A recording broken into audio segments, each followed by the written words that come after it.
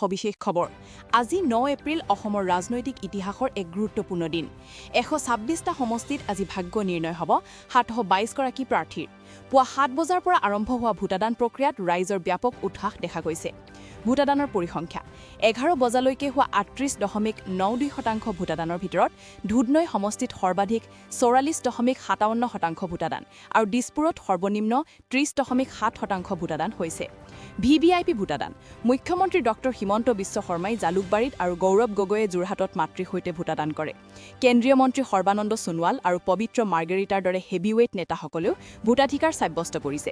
ডিলিমিটেশনৰ প্ৰভাৱ 2023 চনৰ সমষ্টি পুনৰ নিৰ্ধাৰণৰ পাছত এয়া প্ৰথমটো বিধানসভা নিৰ্বাচন যাৰ বাদে এইবাৰ সমীকৰণ যথেষ্ট সলনি হৈছে 3 কালিৰ দিনটোৰ খবৰ অৰ্থাৎ 8 এপ্ৰিলৰ ৰিকেপ 2 মিনিট আজিৰ নিৰ্বাচনৰ পূৰ্বে কালি অৰ্থাৎ 8 এপ্ৰিলত ৰাজ্যত কি ঘটিছিল আহক এক চকু ফুৰাও প্ৰচাৰৰ অন্তিম দিন কালি সন্ধিয়া নিৰ্বাচনী পাছাৰৰ অন্ত পৰে কংগ্ৰেছ সভাপতি মল্লিকাৰ্জুন খাৰ্গে গুৱাহাটীত সংবাদমেল সম্বোধন কৰি দাবী কৰে যে কংগ্ৰেছে 72-73খন আসন লাভ কৰিব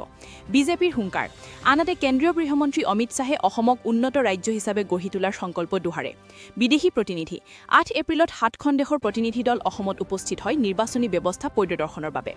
আইপিএল আপডেট 8 এপ্ৰিলৰ সন্ধিয়া বৰ্ষাপৰাত হোৱা প্ৰবল শিলাবৃষ্টিৰ মাজতে আইপিএলৰ খেল অনুষ্ঠিত হয় 4 সহকী প্ৰাৰ্থী আৰু আনুষাংগিক খবৰ 2 মিনিট এইবাৰৰ নিৰ্বাচনত ধনবলৰ প্ৰভাৱো স্পষ্টকৈ দেখা গৈছে কোটিপতি প্ৰাৰ্থী মুঠ প্ৰাৰ্থীৰ ভিতৰত 285 গৰাকী কোটিপতি আটাইতকৈ সহকী প্ৰাৰ্থী ৰাহুল ৰায় 261 কোটি টকা নিৰাপত্তা 31490টা ভোট কেন্দ্ৰত কটকটি নিৰাপত্তা বেষ্টনী গঢ়ি তোলা হৈছে ড্ৰোন আৰু চিচিটিভিৰ জৰিয়তে নিৰীক্ষণ চলাই থকা হৈছে পৰিবহণ সমস্যা দিছপুৰ আৰু গুৱাহাটীৰ বিভিন্ন ঠাইত বাছৰ অভাৱত ভোটাৰসকলে সমস্যাৰ সন্মুখীন হোৱা দেখা গৈছে 5 সামৰণি অসমৰ ভাগ্য কোনে লিখিব বিজেপিয়ে হেট্ৰিক কৰিব নে কংগ্ৰেছৰ 3 গগৈৰ জুটিয়ে বাজিমাত কৰিব ইয়াৰ বাবে আমি 4 নেৰ ফলাফললৈ অপেক্ষা কৰিব লাগিব নিৰ্বাচনী খবৰৰ প্ৰতিটো পলৰ আপডেটৰ বাবে আমাৰ লগত থাকক